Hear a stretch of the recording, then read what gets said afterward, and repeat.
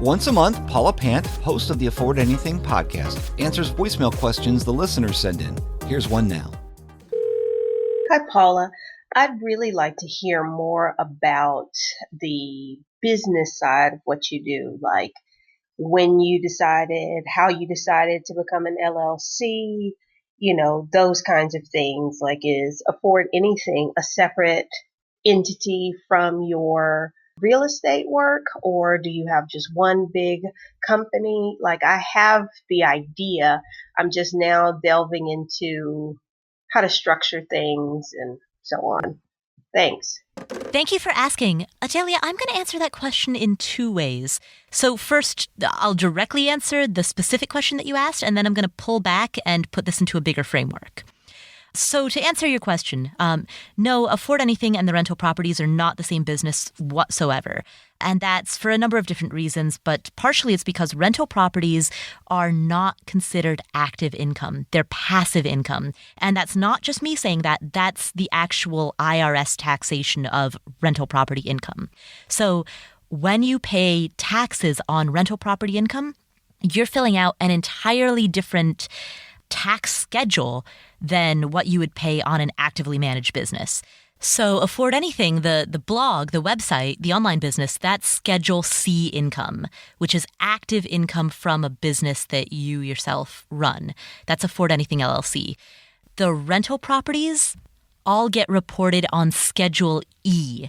That's where you report income and losses from residential rental real estate.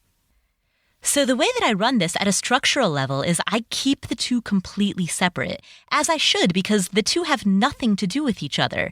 The fact that there's some person who lives in a house in Atlanta and pays me a check every month as rent for that house, that has nothing to do with, running a blog or hosting this podcast. So it makes sense that they're separate because they are different businesses and they don't relate to each other than the fact that I talk about one in the other.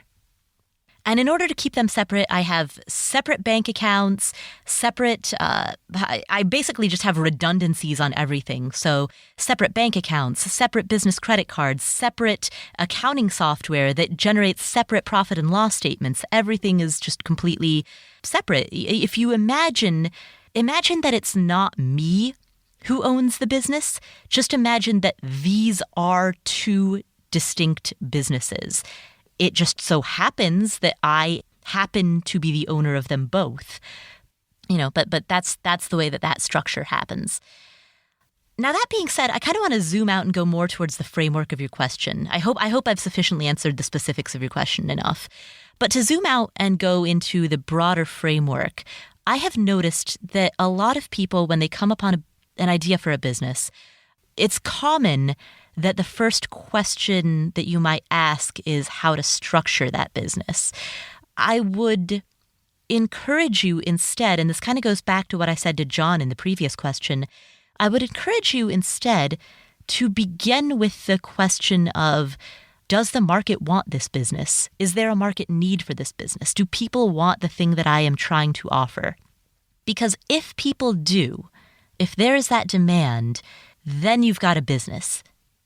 If there isn't any demand for what you're offering, then all of the fancy designed websites and the LLCs and the proper structuring and the business bank accounts and the business cards in the world, all of the playing business will not generate a paying customer, nor will it put that first dollar into your business bank account. So, I don't know what you've done. I'm certainly not making any implications about you and your journey. I'm just kind of making a general statement that when you start to think about a business that you might want to start, begin with the question of, does this sell? Do people want this? Is there value to this out in the world? And are people willing to pay for the value that I'm trying to create?